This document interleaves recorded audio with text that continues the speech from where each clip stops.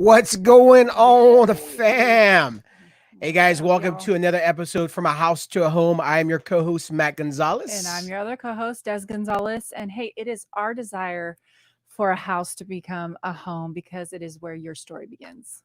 Yes, and we all have a universal ache within us to be a part of something bigger than ourselves, but also to be a part of a place where it becomes a home where our identity is enhanced and we really find lifelong relationships that advance the kingdom. We're getting tongue tied. I was gonna start speaking in tongues here. And as you guys can see, we have our In first the studio. in-person guest today, Woo.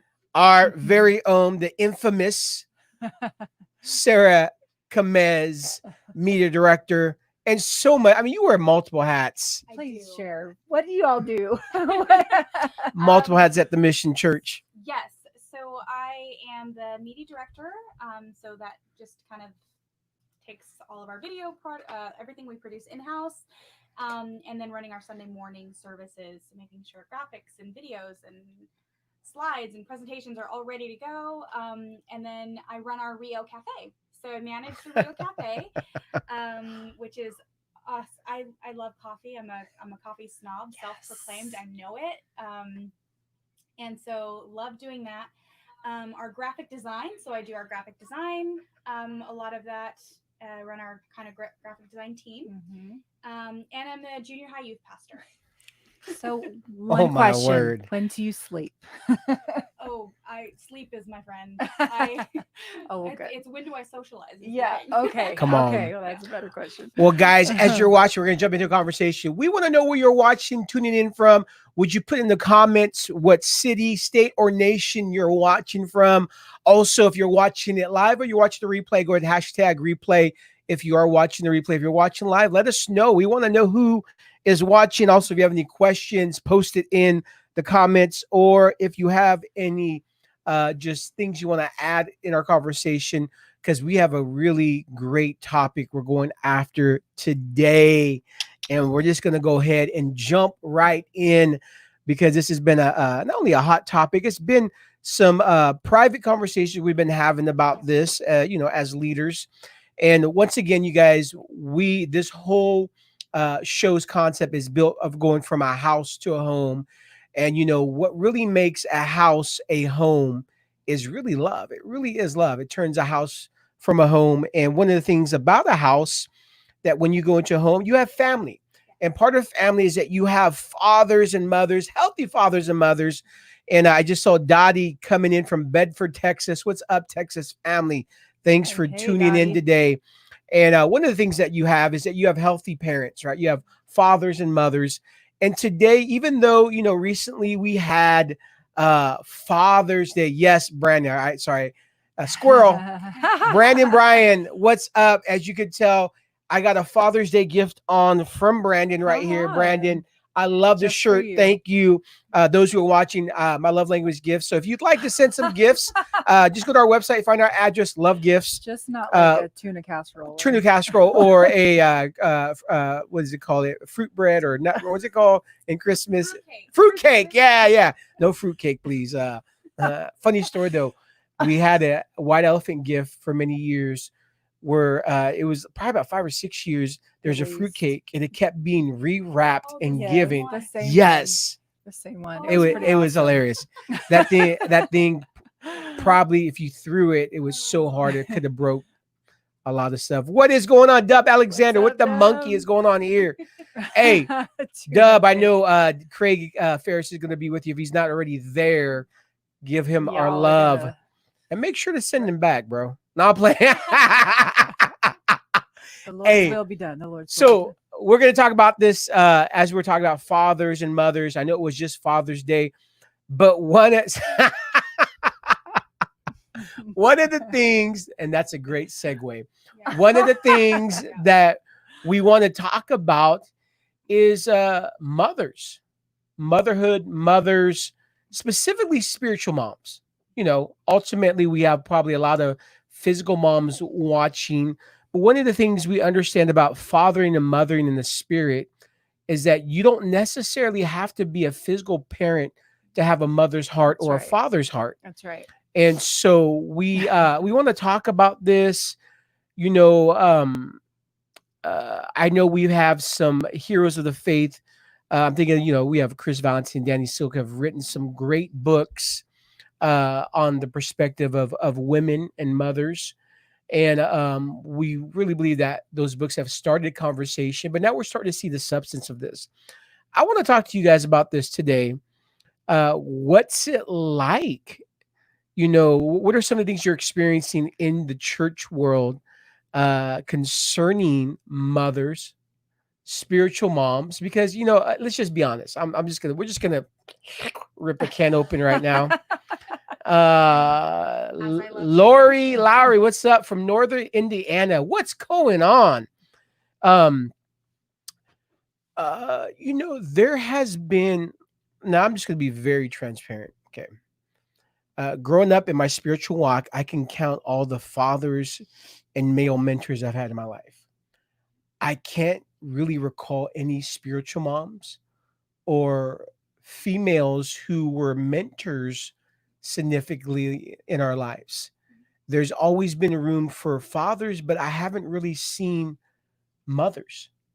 And there's so many moms right now that carry that mothering heart and so much more.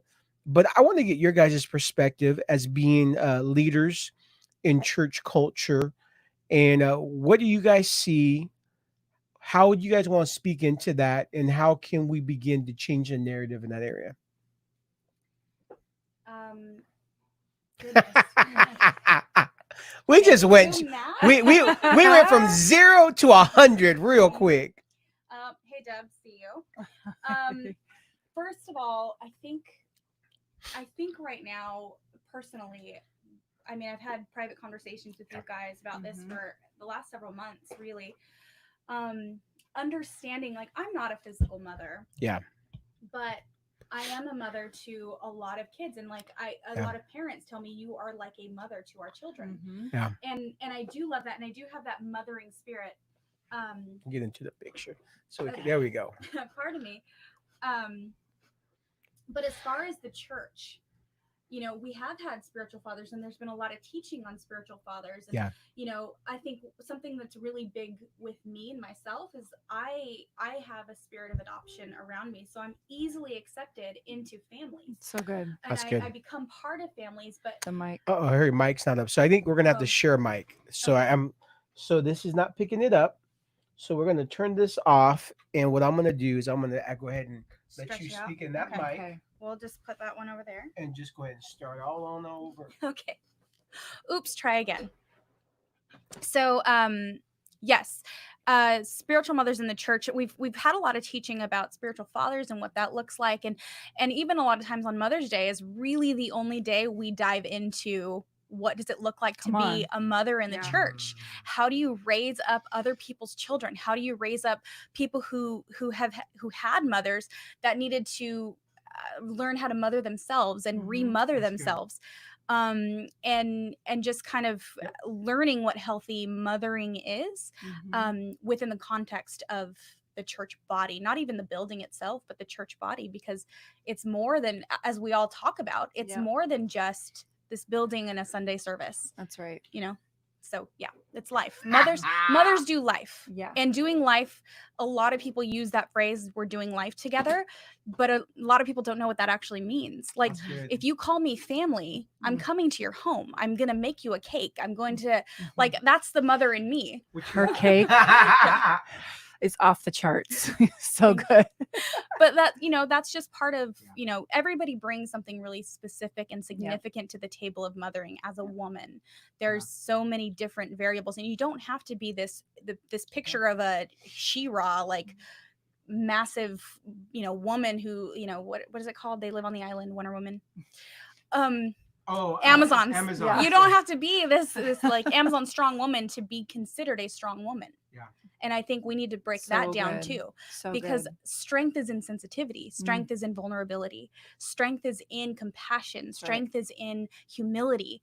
And I think mothers have been afraid to stand up in vulnerability. Yeah. Because that's Mhm. not a strength. It hasn't been classified as a strength. Wow. It's been verbalized as a strength, Yep. but it hasn't been classified as a strength. Yeah, that's so good, Sarah. I know we touched on this a little bit last week on the show, and I think you mentioned, Matt, that a lot of times men have unknowingly kind of put Saul's armor on either their wives or other maybe Yeah. women in their sphere, and they don't mean to. It's been such a embedded cultural thing, Yeah. honestly, and so I feel like God's really highlighting a spotlight on this right now, and it's Yep. good. It's good. We are having hard conversations, and that's good, right? And so we've been talking a lot about this subject just in with our staff, with the people that are in our circle and whatnot, and it's been so good and so healthy, and we are just discovering like how does God see this? What is this supposed to look like? You know, Yeah. I love how you said, Sarah, that you don't have to be a physical mother yet to mother, and we Yep. actually did a live this morning, and we talked a little bit about that because my heart really it was in me from before I was even born, right? It was part of who I am, but I discovered my heart to mother when we were first doing campus ministry. And of course, Yeah. I didn't have my own children yet. And here we are, basically the same age as those we were leading. And God is calling us to father and mother them. And at the time, I'm like, how does this work? Like, are they going to look to us that way? Is that going to be weird? I don't want, you don't want to assume a place. It was a time of learning, and you navigate that, but we learned so much during that time, and what I came to find out very quickly is these students were coming, and you would tell very quickly that the fatherlessness and the motherlessness, they were crying out for the love of a mother and a love of a father. And it did not matter if you were the same age, if you were younger than them, it was a deep need within them. And it's so that we were able to be vehicles that God was using to be able to fill that to a certain extent in their lives.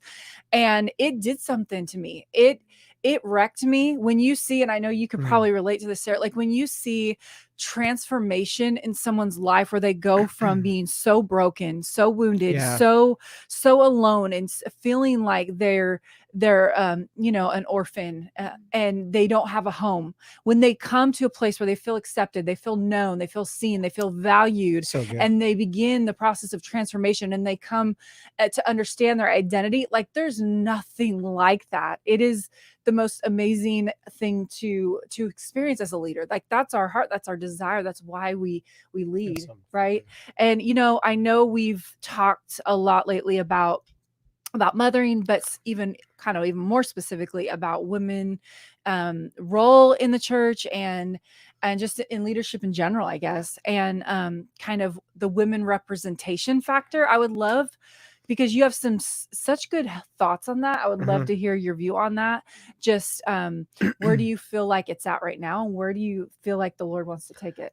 Real quick, I just want to just set something up for those who are listening right now. I know we've been saying Saul's armor. What are we talking about? Yeah. So when David showed up on the scene and he was gonna battle Goliath, and one of the things that happened, King Saul at the time, who Scripture tells us was in height above every other man. So he was a tall man. He had armor that he had on for battle. And what he tried to do, he tried to put on his armor and put it on David, who is this young man. Theologians, I believe, said maybe around 15 or 16. So if you can imagine this grown, tall man taking his armor for battle and putting it on David was going to be more of a hindrance for David to fight the war or step into his assignment. And when we're talking about Saul's armor, we're talking about putting what was given to us as an assignment in the role of men, right, and trying to put that on a woman in order for them to be in a powerful position. And we call that empowerment. And if I can just encourage you, if we're really going to build this culture, what we're talking about, we have to move from empowerment to championing. Yeah. Because that's one of the things I've learned in my marriage, just even with Des, is that, she's not looking for me to empower her, because if I'm saying I'm empowering you, it's suggesting that, she's not powerful and I'm over her and I have the power. So I'm going to give it to her. That empowerment happens in certain aspects. So we're not saying that there's not times for empowerment, but what we're saying right now on this topic is that there's already powerful women that have risen up and are looking to be championed. And that's really where fathers and mothers come in. But if you only have a father's perspective, then once again, you don't have a full picture. So Yep. just wanted to set that up for Sarah. Go Very for it. good. Yeah, I just quickly so there's a couple things I've really been feeling, especially when it comes to mothering and mothers in the church, Mhm. and just really there's kind of been a stigma around it that's like, women aren't supposed to, pipe down, like, take your place, and that's, this is your place. You're meant to, do the washing, do the cooking, do the cleaning, Worship, children's pastor, worship pastor, things like that. But that is so taking away from the church's ability to function under a new aspect of God. Mhm. Women were created in the image of God just as much as men were. Whether, we were just used a little better materials, but Fashioned. We were Wow. we were fashioned. fashioned. That's right. But honestly, like, I think there's been this thing around motherhood that mothers come to correct. Mothers come to clean up a mess. Mothers come to right a wrong. And yes, that is so much part of being a mother, but a mother is to champion. Yeah. A mother sets you up for your day. A mother sets you up for life. Yep. And I think that stigma of like, oh, I don't want you mothering me because all you're going to do is tell me what I've done wrong. Mm. And when you're not accountable to yourself, you're not accountable to other people. It's very easy to not want to be around people who are, and not want to accept people into your life when you think all they're going to do is tell you what you're doing wrong. Yeah. And it's hard to hear. And the other thing, like with where we're at in the church right now, I'm just going to say it. I know I've talked to you guys before about it, but let's be real. To learn how to function as a woman, and I've been in ministry since I was 17 years old, like consistently been in ministry. I'm 31 now, still going for it. God help me. But like, I wanted to be in comedy. I grew up in Los Angeles, wanted to be in comedy, wanted to be a comedy writer. I was going to UCLA, like, to get it for English. I wanted to do that. The comedy industry for women is horrific. It is hard. They have to work so hard for their voice to be heard without having to be sexualized, to be, there's so much involved in that industry. And it pains me to say that coming into the kingdom, I had to have the same mindset. I went to look for how a woman should speak and release things. I watched women in stand-up comedy. I watched stand-up comedies. How did they carry themselves? How do they carry a crowd? How do they release what they're trying to express without compromising who they are? And being a strong woman. Not all of them are strong and powerful. A lot of them are quiet, but what they do is they release something. So I watched female stand-up comics to know, like, if that industry is this hard, and this industry, I'm going up against religion in this industry that says a woman should be silent in church. This is what I need to go. I need to know. I need to learn from these women. How did they do it day after day, night after night? And I think the shift needs to happen in the church to recognize the power in a woman's voice, whether it's sensitive or whether it's powerful. Yep. Everything's powerful, right? But I think mothering in the church is such a massive shift for what the Lord's doing right now, in a shift in our understanding of what a mother is and what a mother can be in the church. Yeah. So good, Sarah. So Mic good. drop. Yeah. And I think I said this, I did last week as well, but I just was going to say, another thing, totally 100%, everything you said. I think a little bit of, I don't know if frustration is the right word, but pretty much, right?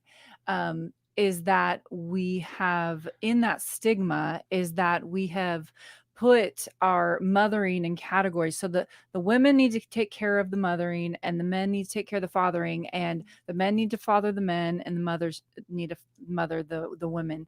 And we both have responsibility in this. We both have a role in this as mothers and fathers, and we need each other. The solution is not only on us. The solution is with us. It's with all of us. And so, you know, I need fathers in my life. He needs mothers in his life. Like, this is not okay. You go in that corner. You will let the mothers, the mother hens, do the women's ministry. I'm not saying that's wrong. Okay, please hear what I'm not saying. I just feel like there's such a need that every person needs to see those aspects of Father God and the mothering side of God's nature represented, and we need to receive from both. Wow. And so I am so glad I'm that the loving this fathers conversation. are mostly being represented Yeah. well, but to have the mothers not equally being represented, there's a huge gap. There's a huge gap in what we're receiving as sons and daughters in the Yeah. church, and what we're now pouring into the next Yeah. generation. There's a huge divide, and it's such a passion of ours to see that gap bridged. We feel like our generation is a bridge builder in so many ways, and so that's really our heart. A couple things. First of all, we want to know if you're tuning in just right now, tuning in late, go ahead and put in the comments where you're watching in or tuning in from. Also, if you have any comments or questions you want to add to this, make sure to go ahead and put it in. I love this conversation. Ultimately, one of the things that we always like to do is we never want to speak to a problem without actually bringing the solution. And so Yeah, some of the things that we're good. talking about here are some solutions which we could step to, because I think that's part of a reformer. We're wanting to see reformation in this area, but the true reformer doesn't just point out problems. Right. Because if That's you good. only point out problems, many times you're just an activist, but you don't become a reformer. You actually will rise up against something that's wrong, but you don't have solutions to bring the necessary transformation needed. And we're not looking for activists. And I think some of the things that has happened in church ministry concerning women is that we've seen women activists. We haven't seen women reformers. And we want to see reformers Get me rise all up, stirred up, babe. not necessarily activists, but advocates. There's a difference between an activist and an advocate. Yes. And what you guys are doing, you're advocating and you're trying to see reformation in this area. And one of the things I love, it's just sad. It really broke my heart when you said this, Sarah. And hear my heart on this, not you, but the listener, that you had to go outside the church to find a model of a woman that teached you how to communicate from a platform. That is so sad, because if you think about it, there's a lot of great, powerful women ministries out there. Yeah. Don't get me wrong, but you said something earlier. Usually, in the area of a platform ministry, you have to be a strong woman. So you don't see every characteristic or nature of a woman Personality, yeah. or personality who maybe somebody who's not strong. You don't see that, and so there's not a full picture as maybe. I can think of a bunch of different personalities right now of fathers and ministers who are charismatic and who are not charismatic, who are revelatory. I could Quiet, pick. Yeah, I could pick from so many different models. Yep. But when I just thought about this, while you were talking, I was thinking about, let me think about woman models. I can only think of a handful, and I can think of most of them are very strong. Fiery. Yes. Fireballs, yes. But not every woman's like that. Which is great. Celebrate that. Yeah. But not everyone's like that, right? I think this conversation, we believe on this show that one conversation can change the narrative. Yeah. So we're having a conversation, wanting to see some solutions, not trying to throw rocks at all. We're trying to build upon the foundation that's already been there. And we do know, earlier on in church culture, because we grew up in it, it was put on a pastor's wife to have to act a certain way, speak a certain way. And so now that we've come into a greater revelation, especially, in our different tribes, and, some pastors' wives now are like, hey, I don't have to, I got freedom. Yeah. So there's no pressure in that. At the same time, it's almost like sometimes in the body of Christ, we can go from pendulums. We're good at pendulum. We'll go from one side all the way to the other side, and we swing back and forth. And we also understand that truth in the kingdom, there's tension. Absolutely. Like there is tension. I want to hear more from your guys' hearts because this is a great conversation. I know we have people actually commenting in on some of the stuff. So good. Love that we're talking about this from the reception at the mission. I don't know who that is, but hey, as a man, oh, Amanda, it says reception. Yay! Comment right here. Let's put this up. So, Amanda, come on. Thank you. Thank you. Thank you. Love you, girl. Sergio Lamone, Sacktown, 916. What's going Hey. on? Sarah Richard, amen. Hey, girl. Does. Let's see. There are many great women in the church that hallway at this at that sometimes don't speak up at that time because their ministry has been outside working with other women and working with other people. But there are many great women, probably in their own fellowship, don't sell them short, and they're older women and they're younger women. God's got it covered. Trust God in every area, including strong women who got solutions to Scott's answer, but they're not answered God's answer. That's the whole key. Thanks for chiming in, Jeanette. Awesome, Cool. awesome, I awesome. do want to speak to Here. that quickly. Yep. Oh yeah. Sorry. No, go I for do, it. I Pull do, it. I do want to speak to that quickly, Jeanette. Thank you. And again, in Yeah. my own fellowship at the mission, I have a platform. Yeah. I've been celebrated. I haven't had to fight for who I am and to be who I am, and I'm so thankful for that at the mission. Yeah. I'm not on. saying it as like I don't want to come off as though I'm being harsh or negative towards anybody. It's what I'm talking about is a kingdom principle, and I've been in ministry and around churches long enough to see some injustices. Yeah.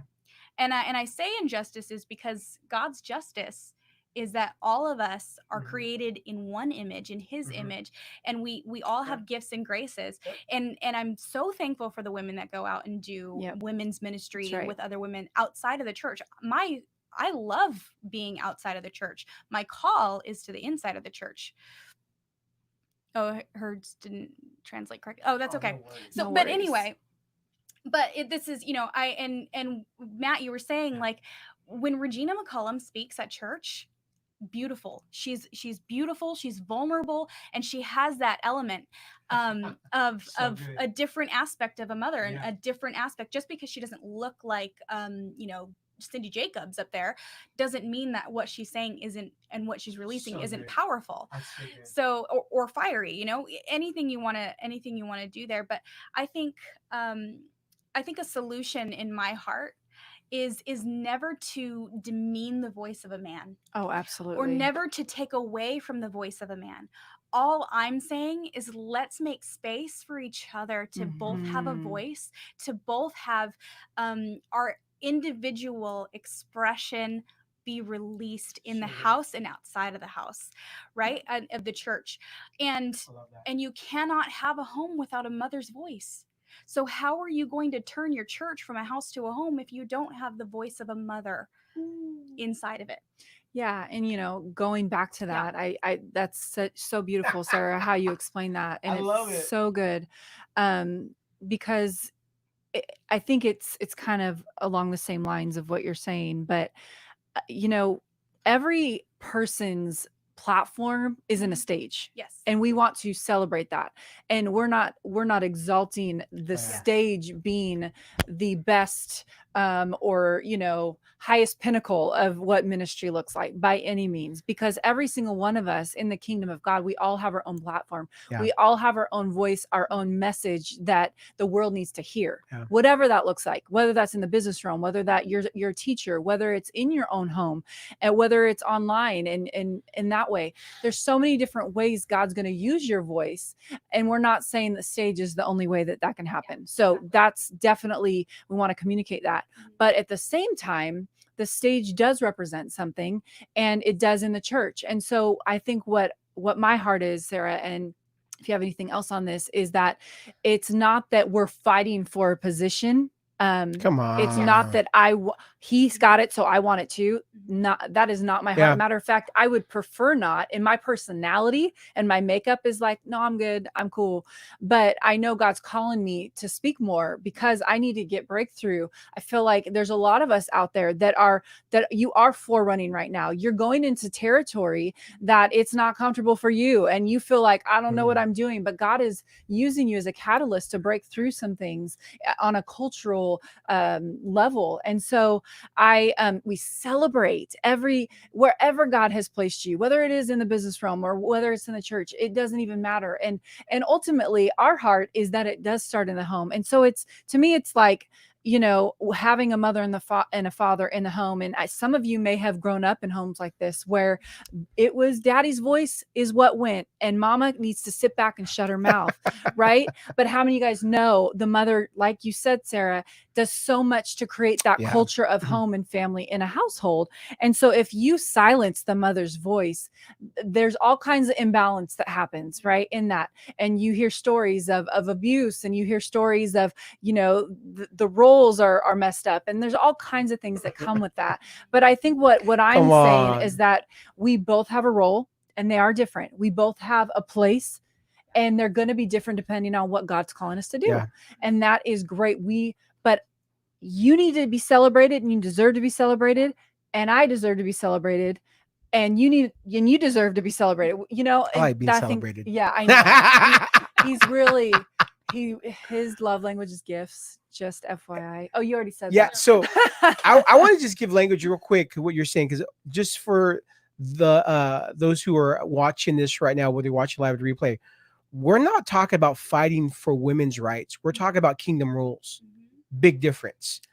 There is a big difference in kingdom rules, not women's rights. And I think this is where it's got off in the church, because we see activists who are fighting for women's rights in the church. No. When the moment you start fighting for rights is the moment you take yourself out of the posture of how Jesus came to lay down his life, because you're fighting for something rather than laying down your life. And so what happens, we're not talking about women's rights.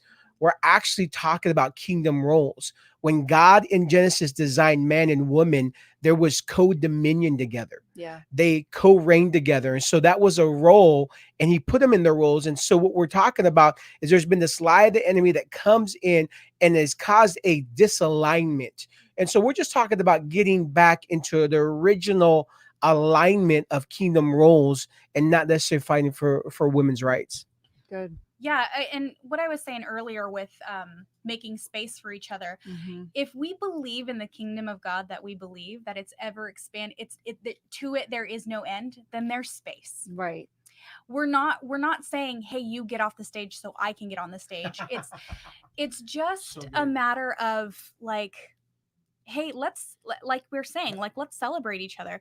And guys, there are so many broken people coming into our community, into our church, into our homes that don't know what a real mother should look like. Right. I mean, I have people in my own family who they didn't know how to mother, and they didn't do it well.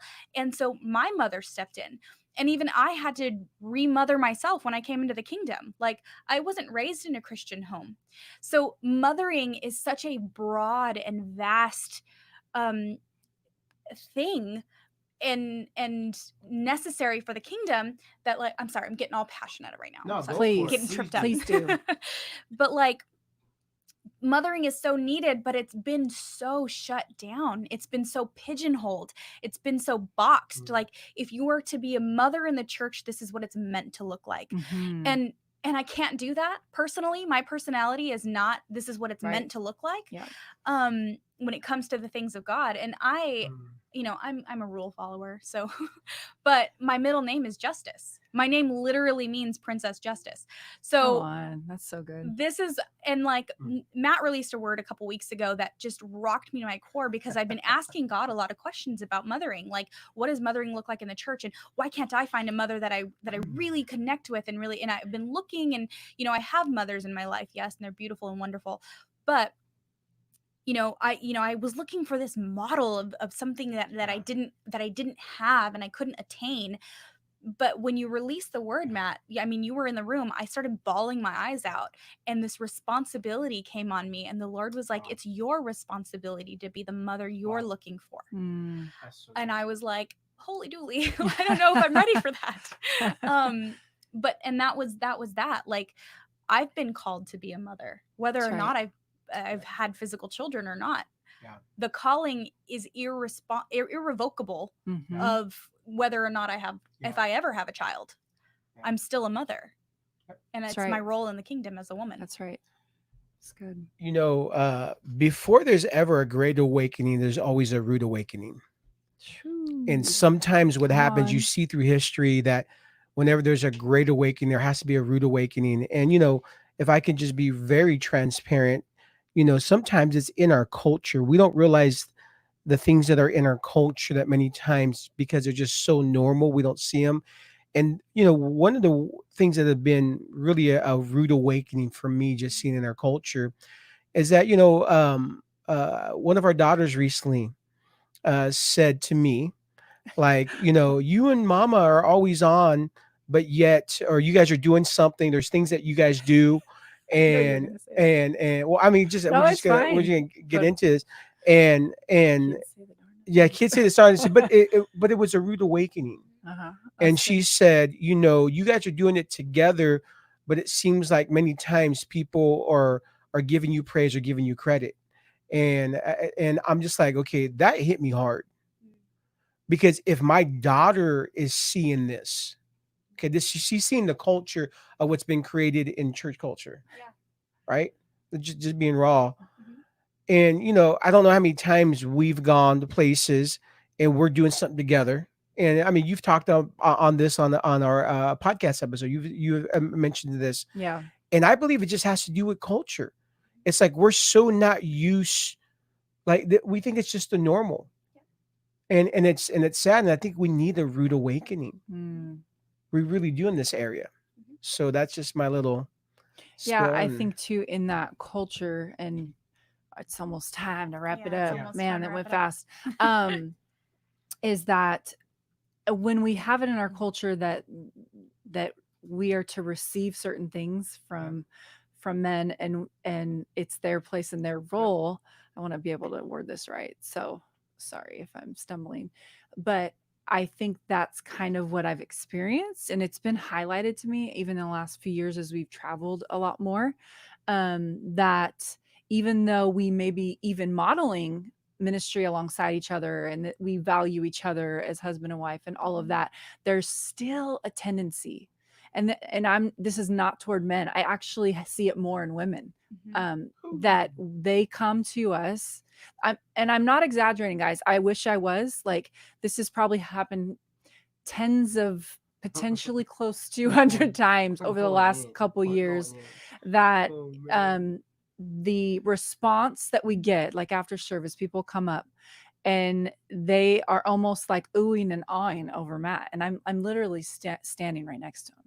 And I am not one to feel sorry for myself. This is not a victim thing, y'all. I can stand up and not allow it to Yeah. to get me all bitter and all that. But Mhm. I do need to point it out because I do feel like it is in part of our culture, and it is not just a man thing. It's women still look to the men to give them teaching and direction and prophetic insight, and not across the board. This isn't a blanket statement. No. This is just my personal experience, okay? Yep. Um and most of the time I'm even ignored whenever I'm standing next to him. And again, I wish this weren't true, but they will literally just speak to him. They won't even look at me. And they know I'm his wife because I was just with Yeah. him and speaking with him or whatever. We were And just doing something together. so I think it's been definitely something that has bothered me, but not for necessarily even for my sake. It's been like, okay, how do we see this shift to where we truly in our system, in our culture, in our a part of our values, that we value each other and Yeah. what everyone has to bring to the table. Yeah. I'm just gonna close out Yeah. with my personal, like, Please what do. I feel like a solution is here. Yes. I so resonate and hear what Des is saying, because I've traveled with you guys. I've traveled with male preachers, where in groups, but I've watched it. Mhm. I've observed how women treat male preachers and male worship leaders, and it's heartbreaking to me, because I'm like, oh, there's so much more for you. Mhm. And people have asked me, how did you get in the position you're in? What did Wow. you do? And I'm like, I honored the Lord and I listened to him. That's what I did. But anyway, so a solution to this is taking accountability and reevaluate, just like we're asking the world, our Yeah. nation, to do. is take stock of what's in your heart. So good. How do you feel when you imagine yourself seeing a woman preaching on a Sunday morning? How do you feel? Take stock of that feeling, take stock of that emotion, and take it to the Lord. Because I'm telling you right now, he is so much bigger than just a man on a stage on a Sunday morning. Come on. And I think the solution is having these conversations, Mhm. is being willing to open yourself up to the possibility of something different than you're used to.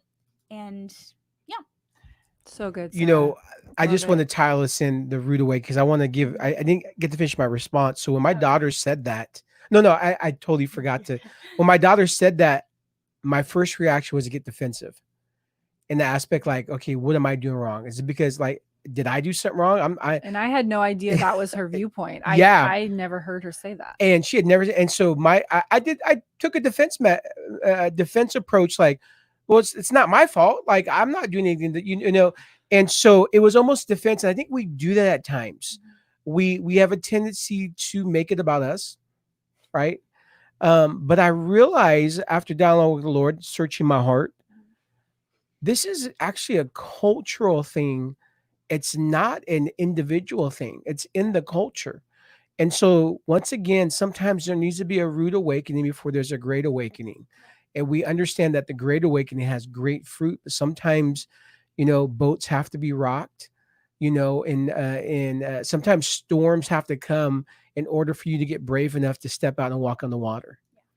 And sometimes it's the storms that will cause you to get out the boat and try something that you've never done before. And yeah. Right, So, Tammy. yep. Mhm. Good. Yep. So we have so much. Tammy Hawkins, such a mom. We'll talk about mothers. yeah, talk about mothers. Oh my Such a word, good Tammy, you don't even mama. understand how much you have done just for my life being here the last 2 years, Tammy. More than you even know. Our whole family. Man, You I could guys just are start. amazing. We love you. Yep, I probably shouldn't have opened that one. I feel like I'm gonna start crying. But guys, we enjoy this conversation. Our time is up because I gotta jump to Yes. another Facebook Live and right now in 15 minutes with Daniel and Drew Neal. So check that one out too. Sarah, thank you But so Sarah, much for being on today. You're welcome. Thanks for having me. it's been an honor. This is this is a bigger conversation. We'll have to do Yeah. some more on this. But it's just we want to have these conversations. It's one of the things that we've been talking about. We're moving from platforms to tables. Around tables, you have conversations that change the narratives and cause us to see from someone else's perspective. So good. If I'm not hearing from Des, I'm not hearing from you.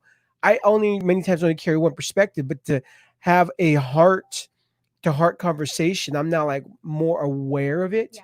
And when you're aware of something, you can actually bring transformation. So good. Good.